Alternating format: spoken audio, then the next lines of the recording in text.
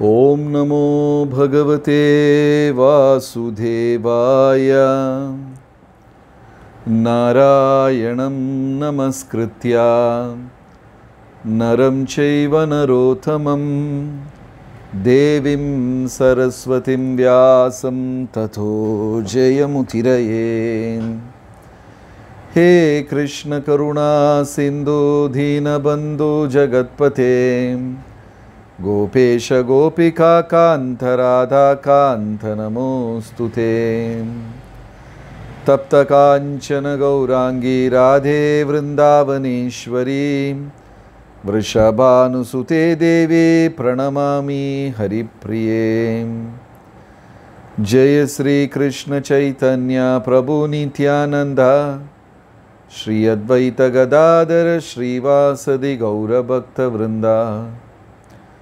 हरे कृष्ण कृष्ण कृष्ण हरे हरे हरे राम राम राम हरे हरे। हरे कृष्ण அனைத்து பக்தர்களுக்கும் என் மிக பணிவான வணக்கம். பகவத்கீதை 14ஆம் அத்தியாயம் முதல் ஸ்லோகம். ஸ்ரீ பகவானுவாச்ச பரம் பூயம் பிரவக்ஷ்யாமி ஞானானாம் ஞானமுத்தமம் யஜ்ஞாத்வா முனயः சர்வே பராம் சித்திம் இதோ கதः. அர்ஜுனா, முழுமையான அறிவு எது என்று நான் உனக்கு சொல்லிக் கொடுக்கிறேன். அதாவது உபனிஷத்தில் ஒரு ஸ்லோகம். அந்த ஸ்லோகம் என்ன சொல்லுதுன்னா, 6 கேள்விகளுக்கு பதில் கிடைச்சாதான் முழுமையான அறிவு என்று சொல்லுகிறது. எந்த விஷயத்தை பொறுத்தாலும் 6 கேள்விகளுக்கு why, when, who, what, how, which, யார், எதற்கு, எப்படி, ஏன், எங்கே, எவ்வளவு, எந்த ஒரு விஷயத்திலையும் 6 கேள்விகள். யார் செஞ்சா, எதற்கு செய்தார்கள், எப்படி செய்தார்கள், எவ்வளவு செய்தார்கள், எங்கே செய்தார்கள். இந்த 6 கேள்விக்கும் முழுமையான பதில் கிடைச்சாதான் அது முழு அறிவு அப்படின்னு சொல்கிறாங்க. எடுத்துக்காட்டுக்கு, நீங்கள் வீட்டில் புளியோதரை சமைச்சிங்க. இப்போ புளியோதரையை பற்றி முழுமையான அறிவு எப்படின்னா, யார் சமைச்சாங்க, எதற்காக சமைத்தார்கள், எப்படி சமைத்தார்கள், எவ்வளவு சமைத்தார்கள், எங்கே சமைத்தார்கள், இப்படி 6 கேள்விக்கும் பதில் கிடைச்சாதான் ஒரு அறிவு முழுமையான அறிவு என்று சாஸ்திரம் சொல்லுகிறது. இது விளையாட்டுக்காக சொல்லவில்லை. நைமிஷாரண்யத்தில் 16,000 முனிவர்கள் ஒன்று சேர்ந்த பொழுது அவர்கள் இப்படித்தான் கேள்வி கேட்டார்கள். நைமிஷாரண்யத்தில் அங்கதான் பாகவத பேச்சு நடந்தது. முதல்ல பாகவத உரையாடல் சூத்த முனிவருக்கும் பரீட்சித்து மன்னருக்கும் சுகதேவ முனிவருக்கும் சுகதளத்தில், உத்தரப்பிரதேசம் முசாஃபர் நகர் சுகதளத்தில் நடந்தது.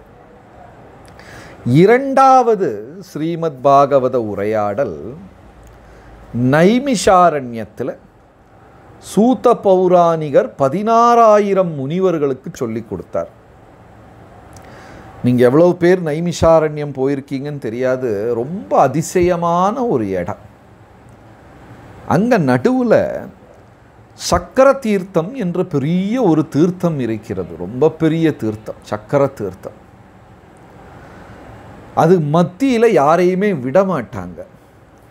ஏன்னா அதன் மத்தியில் போனவர்கள் யாரும் திரும்ப வந்ததே கிடையாது. போனவங்கெல்லாம் யாரும் திரும்ப வரல. அதுக்கு ஒரு மதில் சுவர் கட்டியிருக்காங்க. அதை சுற்றி ஒரு பெரிய அதிசயம் என்னன்னா, நீர் ஓடிக்கொண்டே இருக்கும். அங்கே நீர் சுற்றி, இப்போ நம்ம இறங்கி நின்றுட்டோம்னா நம்மளை தானே அந்த தண்ணீர் தள்ளிக்கொண்டே போய்விடும். நம்ம ஒன்றும் செய்ய வேண்டாம், நம்மளை அப்படியே தள்ளிட்டு போயிடும் அந்த தண்ணி. ஒரு மாபெரும் அதிசயம் நைமிஷாரண்யத்தில் சக்கர தீர்த்தம். அப்போ இந்த சக்கர தீர்த்தம் ரொம்ப புகழ்பெற்ற ஒரு இடம். அங்கே தான் நைமிஷாரண்யத்தில் பாகவத உரையாடல் நடந்தது. அது ஒரு பெரிய அதிசயம், நம்ம போனாலே பார்க்கலாம். அப்படியே அந்த நீர் தானே சுற்றி கொண்டு இருக்கு, யாரும் ஒன்றும் பண்ணல, இறங்குனாலே தள்ளிட்டு போயிடும். அங்கே முனிவர்கள் 6 கேள்விகள் கேட்கிறார்கள். யார்கிட்ட? 16,000 முனிவர்கள் தான் பாகவதம் கேட்டாங்க. முதல்ல பாகவதம் கேட்டவர்கள் எல்லாம் முனிவர்கள் தான். அவங்க 6 கேள்விகளை கேட்கிறார்கள். பகவான் எப்படிப்பட்டவர், எவ்வளவு உயர்ந்தவர், படைப்பு எப்படி செய்தார், 2ஆம் படைப்பு எப்படி செய்தார், அவதார மகிமைகள் என்ன, கதைகள் என்ன, இப்படி 6 கேள்விகளை கேட்கிறார்கள். அந்த 6 கேள்விகளுக்கும் பதில் சொல்லுவது தான் ஸ்ரீமத் பாகவதம். அப்போ உபனிஷத் என்ன சொல்லுதுன்னா, எந்த ஒரு விஷயத்தில் முழுமையான அறிவு வேண்டும் என்றாலும் 6 கேள்விகளுக்கு நாம் பதில் கண்டுபிடிக்க வேண்டும். யார் செய்தார்கள், ஏன் செய்தார்கள், எப்படி செய்தார்கள், எங்கே வைத்து செய்தார்கள், எவ்வளவு செய்தார்கள், எப்பொழுது செய்தார்கள். இந்த 6 கேள்விக்கும் பதில் கிடைச்சாதான் ஒரு அறிவு முழுமையான அறிவு. இப்போ பகவத்கீதை 14ஆம் அத்தியாயத்தில் கிருஷ்ண பரமாத்மா, கிருஷ்ண பகவான் அர்ஜுனனிடம் விளக்குகிறார்.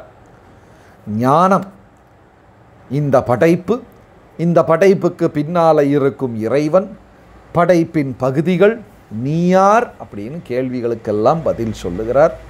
அதுதான் இந்த முதல் ஸ்லோகம். அர்ஜுனா, உனக்கு நான் இந்த முழுமையான அறிவை தருகிறேன் என்று சொல்லுகிறார். அடுத்தது 14வது அத்தியாயத்தில் 2வது ஸ்லோகம். இதம் ஞானம் உபாஸ்ருத்ய மம சாதர்மியம் ஆகதாஹ சர்கே அபி நோபஜாயந்தே பிரளயேனா வியதந்தி ச.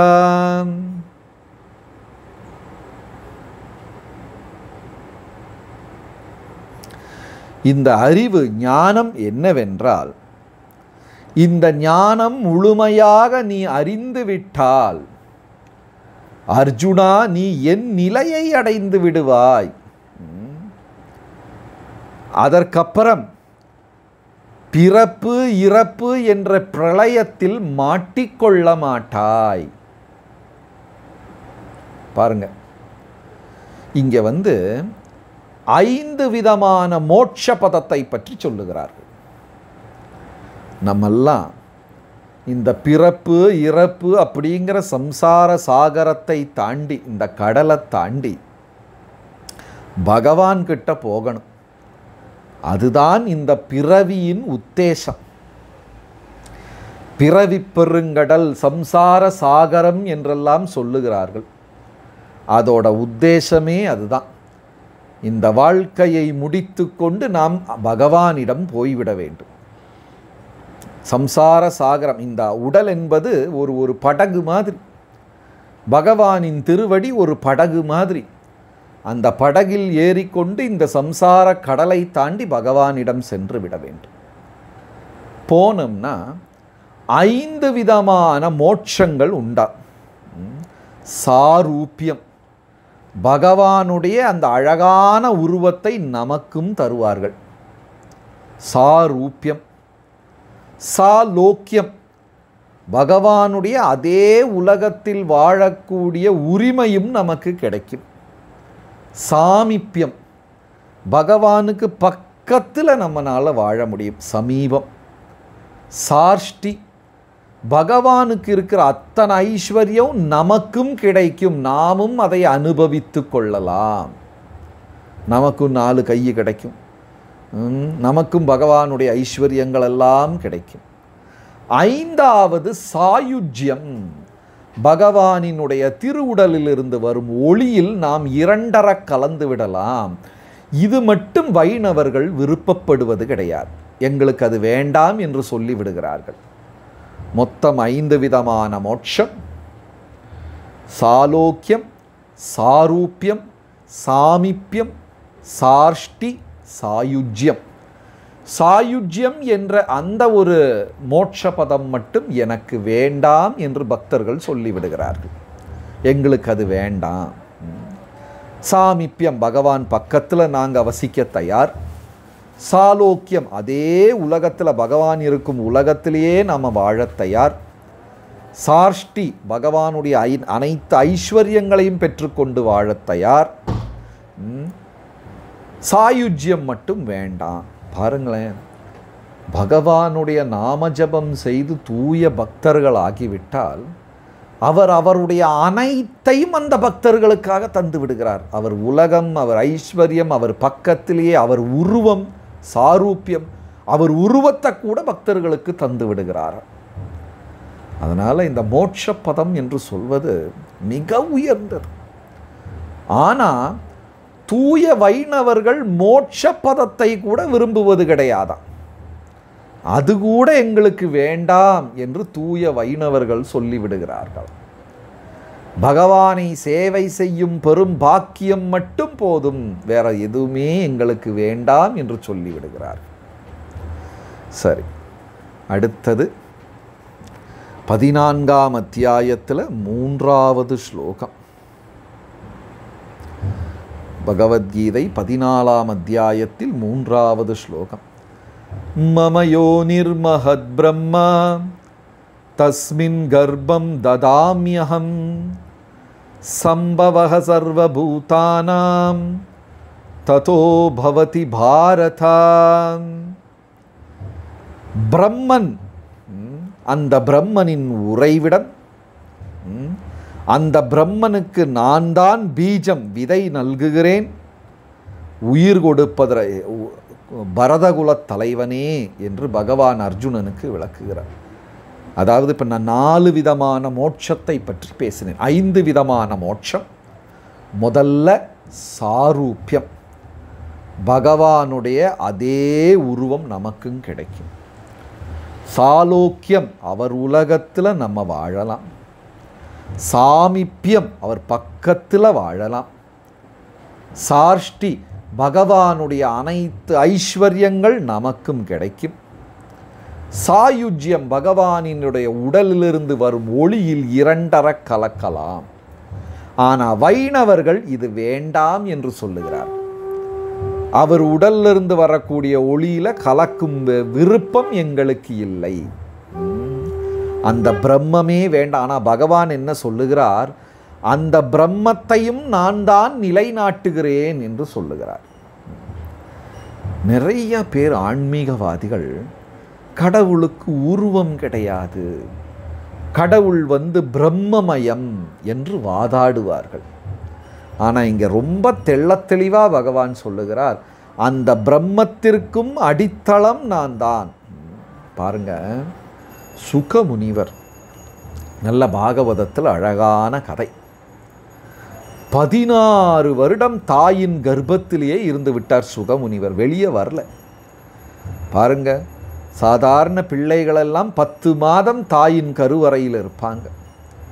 அது 1 வாரம் லேட்டானாலே பெரிய பிரச்சனையாகிவிடும். ஆனால் 16 வருடம் சுகமுனிவர் தாயின் கருவிலிருந்து வெளியே வரலையாம். எவ்வளவு மன்றாடி கேட்டு, தந்தையார் வியாச முனிவர் மன்றாடி கேட்கிறார், உன் தாய் ரொம்ப கஷ்டப்படுறாங்க, நீ வெளியே வா.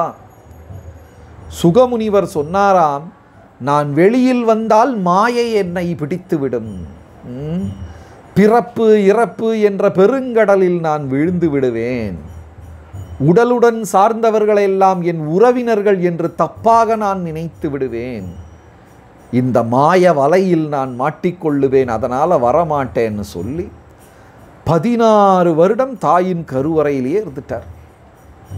கடைசியில் ஒரு நாள் ஸ்ரீகிருஷ்ண பகவானை வியாச முனிவர் அழைத்து, நீங்க சொன்னாதான் இந்த பையன் வெளியே வருவார் என்று சொல்ல, பகவான் வந்து சத்தியம் செய்து கொடுத்தார் சுகமுனிவருக்கு, தைரியமா வெளியே வாப்பா, உன்னை மாயை விட்டிக்காது என்று பகவான் சத்தியம் செய்ததற்கப்புறம் சுகமுனிவர் அந்த கர்ப்பத்திலிருந்து வெளியே வந்திருக்கிறார். பாருங்க, வரமாட்டேன்னு சொல்லிட்டார். கடைசியில் பகவான் வாக்கு கொடுத்ததுனால சுகமுனிவர் வெளியே வந்தார். வெளியே வந்து என்ன பண்ணிட்டாரு? 16 வயது அழகான இளைஞன், இளமை பருவம் துளும்பும் அந்த வயது. தந்தையார் 2 கைகளையும் தூக்கி கொண்டு அன்பால் மகனே மகனே என்று கூவலிடுகிறார். ஆனால் இந்த பையன் சுகமுனிவர் திரும்பி கூட பாடல் பார்க்கலை. இந்த உலகத்தில் நான் மாட்டிக்கொள்ளக்கூடாது, மாயையில் நான் மாட்டிக்கொள்ளக்கூடாது அப்படின்னு பெற்ற தந்தையை கூட திரும்பி பார்க்காமல் நடக்க ஆரம்பித்து விட்டார். வியாசமுனிவர் பின்னாடியே மகனே மகனே என்று கூவலிட்டு கொண்டே ஓடிக்கொண்டிருக்கிறார். திரும்பி கூட பார்க்கல. எவ்வளவோ தொலைவு போனதற்கு அப்புறம் எவ்வளவு கூப்பிட்டும் நிற்காதது. அப்போ ஒரு அழகான விஷயம் அங்கே நடந்தது. ரொம்ப இளம் பெண்கள் எல்லாம் அங்கே ஒரு இடத்துல குளித்து கொண்டிருந்தார்கள். இந்த சுகமுனிவர் நடக்கிறாரு, அவங்க பார்க்குறாங்க, அவங்களுக்கு ஒன்றுமே தோணலை. ஆனால் பின்னாடி தந்தையார் கூவலிட்டு கொண்டு அந்த வயதான பெரியவர் வியாச முனிவர் ஓடுறாரு. இந்த பெண்களெல்லாம் ஆடைகளை எடுத்து மறைத்து கொள்ளுகிறார்கள். வியாச முனிவர் ரொம்ப அதிசயமாக பார்க்கிறார். இளமையான என் பையன் முன்னாடி போய் கொண்டிருக்கிறான், அவனை பார்த்து அவங்க உடலை மறைக்கவில்லை, என்ன வயதான என்னை பார்த்து அவர்கள் மறைத்து கொள்ளுகிறார்களே. ஏன்? அந்த குழந்தையில் காமம் கிடையாது, ஆசை கிடையாது, பேராசை கிடையாது, அகந்தை கிடையாது, காமம் கிடையாது, எதுவுமே கிடையாது. அப்படி ஒரு தூய வாழ்க்கை சுகமுனிவருடைய வாழ்க்கை. நமக்குள்ள எல்லாம் இந்த 6 களங்கங்களும் நிறைந்திருக்கிறது. காமக்ரோத மோகலோப மதம் மாத்சரியம். காமம், சினம், கோபம், அதுக்கப்புறம் பேராசை, போட்டியிடும் மனப்பான்மை, இதெல்லாம் நமக்குள்ள இருக்கு. அது இருக்கிற வரைக்கும் இந்த உலகத்தில் அமைதியான ஒரு வாழ்வு நம்மளால் வாழவே முடியாது. அந்த 16 வயது சுகமுனிவர் தாயின் கருவறையிலிருந்து அப்படியே இறங்கி ஓடுகிறார். வியாசர் பின்னாடி ஓடிக்கொண்டே இருக்கிறார். சரி, அந்த சுகமுனிவர் முதல்ல கடவுளுக்கு உருவம் இல்லை என்று நம்பினாரா, பகவானுக்கு உருவம் கிடையாது என்று சுகமுனிவர் நம்பினார். கடவுள் பிரம்மம், கடவுளுக்கு உருவம் இல்லை, அப்படித்தான் நினைத்து கொண்டிருந்தார். அதுக்கப்புறம் ஒரு முறை பகவானுடைய திருவடியை பார்த்த உடனே அந்த பிரம்மன் சாயுஜ்யம் என்ற மோட்ச பதத்திலிருந்து பகவானுக்கு உருவம் உண்டு என்று நம்ப ஆரம்பித்தார். அப்பொழுதுதான் அவருக்கு தெரிஞ்சது.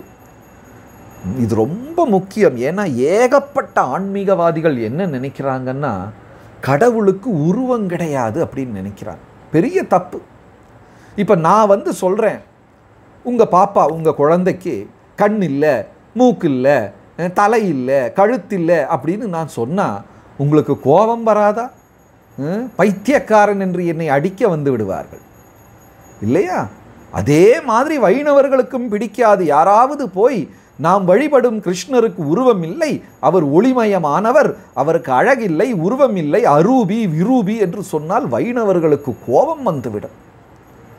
அதனால் வைணவர்கள் என்ன செய்வாங்கன்னா, அந்த சாயுஜ்ய மோட்ச பதத்துக்கு பக்கத்திலே போக மாட்டாங்க. எனக்கு வேண்டாம் அந்த பிரம்ம அவஸ்தை, பிரம்ம நிலையே வேண்டாம் என்று விடுவார். அவர்களை பொறுத்த வரைக்கும் அவர்கள் வழிபடும் கண்ணன் கிருஷ்ணர் அழகானவர். கண்களெல்லாம் தாமரை இதழ் மாதிரி காது வர நீண்டு இருக்குமா கண்ணெல்லாம். நம்ம கண்ணெல்லாம் குட்டி குட்டியாக இருக்குது. அது காலையில் எந்திரிச்சா எல்லாம் கடுகு மணி மாதிரி இருக்குது. கிருஷ்ண பகவானுடைய கண்கள் தாமரை இதழ் மாதிரி அப்படி காது வர நீண்டிருக்கும். பெரிய கண்கள், அழகான கண்கள். கண் இமையெல்லாம் கடல்ல இந்த மீன்கள் விளையாடும் அப்படி விளையாடுமா, அவ்வளவு அழகு. அதனால தான் பெண்கள் எல்லாம் வரைந்து ஏமாற்றுகிறார்கள். கண் இவ்வளோண்டு தான் இருக்கும், ஆனால் வரைச்சு அப்படி நீட்டி விட்டுருவாங்க பெருசாக. மீனாட்சி, காமாட்சி, கமலாட்சி அப்படி என்று சொல்லிக்கொண்டு. ஆனால் பகவானுடைய கண்கள் பங்கஜ நேத்ராய, கண்களெல்லாம் தாமரை இதழ் மாதிரி இப்படி பெருசாக இருக்கும் கண்கள், இமைகள். அவருடைய உதடு வில்வப்பழம் மாதிரி அழகாக இருக்கும் என்று சொல்லுகிறார். சங்கு போன்ற கழுத்து. குந்தித்தாயார் பாகவதத்தில் பாடுகிறார்கள், நமப்பங்கஜ நாபாய நமப்பங்கஜ மாலினே நமப்பங்கஜ நேத்ராய நமஸ்தே பங்கஜாங்கிரையே. பாருங்க, நம்ம சாதாரண உலகத்தில் கூட நிறைய பெண்கள், குழந்தை இருக்கு, எனக்கு ஆம்பளை பையன் 2 பசங்க, ஒரு பொன் குழந்தை கூட இருந்தால் நல்லா இருக்கும் என்று தாயார்கள் சொல்வது நம்ம கேட்டிருக்கிறோம். ஏன் உங்களுக்கு ஆல்ரெடி 2 இருக்க, இனி ஒன்று எதுக்கு? ஆம்பளை பசங்கள்லாம் பிளாக் அண்ட் ஒயிட்டு, கருப்பு வெள்ளை படம், அவர்களை போய் என்ன அலங்கரிப்பது? எப்படி போட்டாலும் கருப்பு வெள்ளையாக தான் இருக்கும். பெண் குழந்தை இருந்தால் அதில் காதில் கம்மல் இட்டு, கழுத்தில் மாலை இட்டு, அழகழகான ஆடைகள் உடுத்து அழகு பார்க்க முடியும் என்று தாயார்கள் சொல்வது நம்ம கேட்டிருக்கிறோம். இந்த சாதாரண பௌதிக உலகத்தில் பிறக்கும் நமக்கே இப்படி இருந்தால், அண்ட சராசரங்கள் அனைத்தும் அசைவதும் அசையாததும் அனைத்தையும் படைத்த பகவானுடைய அழகு எவ்வளவு இருக்கு. அதாவது பாகவதத்தில் சொல்றாங்க, அந்த ஆபரணங்கள் நகைகளெல்லாம் போட்டதுனால கிருஷ்ணருக்கு நகைகளின் அழகு கூடியதான். மனிதர்களுக்கு அப்படி கிடையாது. ஆள் பாதி ஆடை பாதி. எப்படியோ ட்ரெஸ்ஸை எல்லாம் போட்டு வெள்ளை கிள்ளையாக பவுடர் அடித்து அழகாக்கிடுவோம். ஆனால் கடவுள் பகவானுக்கு அப்படி கிடையாது. அந்த நகைகளால் பகவானுக்கு நகைகள் போட்டதுனால அந்த நகைகளின் புகழ் அதிகமானது. இவர் சுர்தாஸ் என்ற ஒரு மாபெரும் பக்தர். அவருக்கு கண்ணு தெரியாது. சுர்தாஸுக்கு கண்ணு தெரியாது. டெய்லி பாண்டுரங்கரை பண்டரிபுரத்தில் கேள்விப்பட்டிருப்பீங்க, விட்டலா விட்டலா என்று பாடுவார்கள், அழகாக இருக்கும். அங்கே தரிசனம் எடுக்க போவார். இவருக்கு ஆனால் கண்ணு தெரியாது. தரிசனம் எடுத்துக்கொண்டு பகவானை வணங்கிவிட்டு வெளியில் பாட்டு பாடுவார். கிருஷ்ணா, உன்னுடைய மஞ்ச நிறத்தில் இருந்த வேட்டி இன்னைக்கு அவ்வளவு அழகாக இருந்தது. நீ தோளில் அணிந்திருந்த உத்தரியம் இவ்வளவு அழகாக இருந்தது. நகைகளெல்லாம் இவ்வளவு அழகாக, உன்னுடைய இடுப்பில் இருந்த ஒட்டியானம் அரைஞானம் நல்லா இருந்தது. கால் கொலுசு இவ்வளவு சிறப்பாக இருந்தது. முத்து போன்ற உன் பற்களை பார்க்கும் பொழுது சூரியனுக்கே வெட்கம் வந்து விட்டது. இப்படி நல்லா சுருதாசர் அழகா வர்ணிப்பாராம். அடுத்த நாளைக்கு சிகப்பு ட்ரெஸ்ஸை போட்டால் அதையும் வர்ணிப்பாராம்.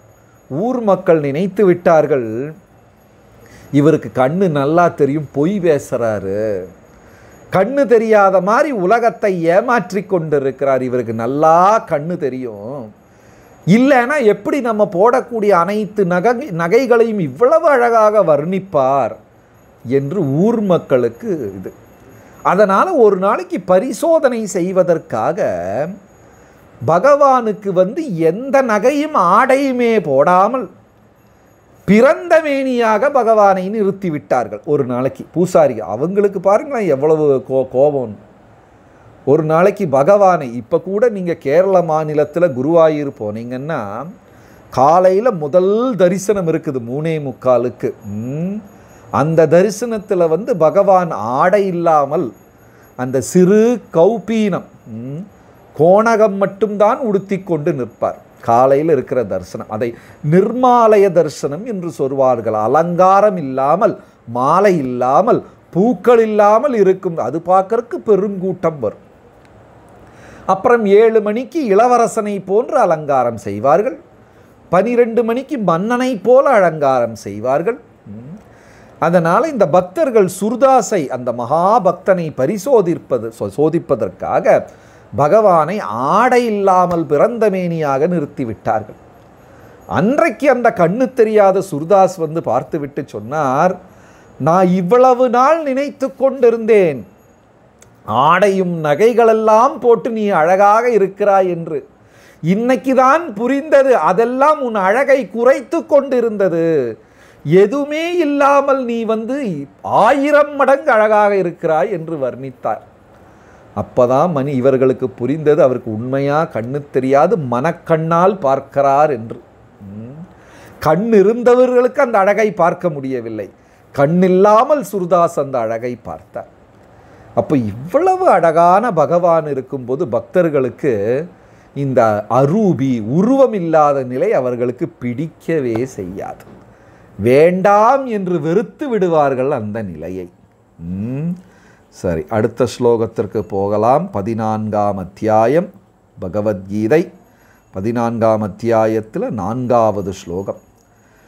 சர்வயோனிஷு கௌந்தேயா மூர்த்தயக சம்பவந்தியா தாசாம் பிரம்ம மஹத்யோனிர் அகம் பீஜ பிரதக்பிதா. குந்தியின் மகனே, முழுமையாக நீ உணர்ந்து கொள், இந்த படைப்பிற்கு அனைத்திற்கும் நான் தான் காரணம், நான் தான் விதையிட்ட தந்தை. அது ரொம்ப முக்கியமான வரி.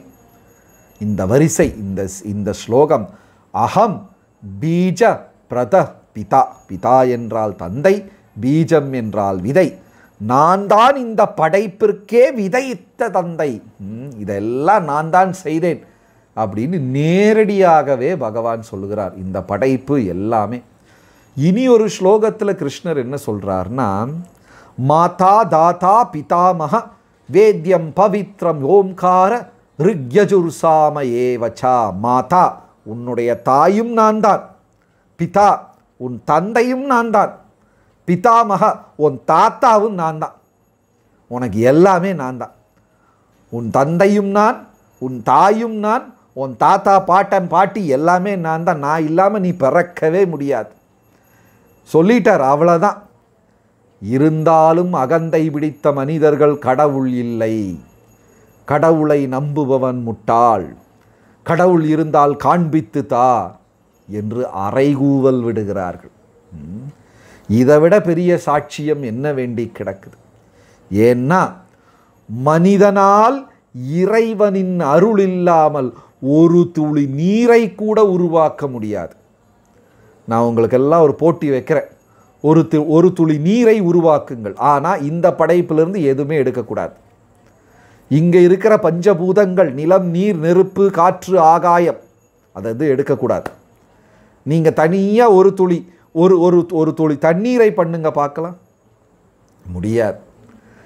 இந்த படைப்பை சார்ந்துதான் மனிதன் வாழ்கிறான், உணர்கிறான், உயிர் வாழுகிறான், மூச்சு விடுகிறான், எல்லாமே. கிருஷ்ணர் சொல்லிட்டார், அகம் பீஜ பிரதக் பிதா, நான் தான் உனக்கு விதையிட்ட தந்தை.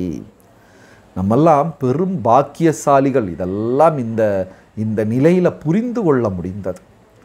அதனால் நல்ல முறையாக ஜபம் செய்து ஆன்மீகமாக வளர வேண்டும் என்று பிரார்த்தித்து கொள்ளுகிறோம். ஹரே கிருஷ்ணா. நன்றி, வணக்கம்.